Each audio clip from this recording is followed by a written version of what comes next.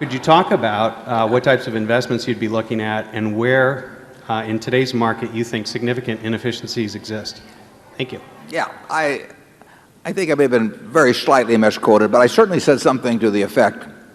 But working, I think I talked about this group I get together every 2 years and how I poll that group as to what they think they could compound money at it with 100,000, a million, 100 million, a billion, and other types of sums. And I pointed out how this group of 60 or so people that I get together with every couple of years, how their expectations of return would go very rapidly down this slope.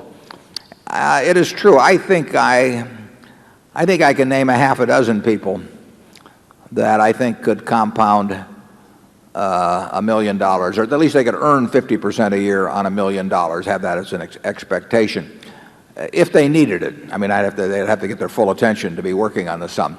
And those people could not compound money, 100 million or a billion, at anything remotely like that rate. I mean, there are little tiny areas which, if you follow what I said on the screen there on that Adam Smith's interview a few years ago, if you start with A and you go through and you look at everything and you find small securities in your area of competence that you can understand the business, I think you could, and occasionally find little arbitrage situations or little wrinkles here and there in the market.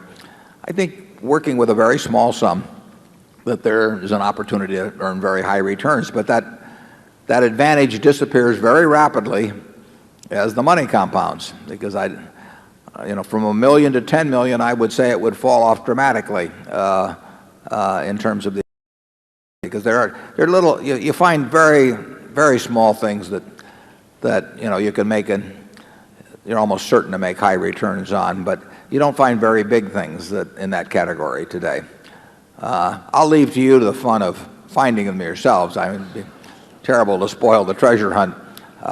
And the truth is, I don't look for them anymore. Every now and then I'll stumble into something just by accident, but I'm not in the business of looking for that. I'm looking for things that Berkshire could put its money in, and that rules out all of that sort of thing. Charlie? Well, I would agree, but I would also say that what we did 40 or so years ago was in some respects more simple than what you're going to have to do. Right. We had it very easy compared to you. It can still be done, but it's harder now.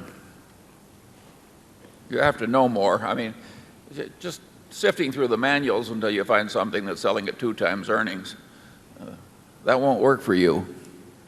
It'll work, it's just you won't find any. Yeah.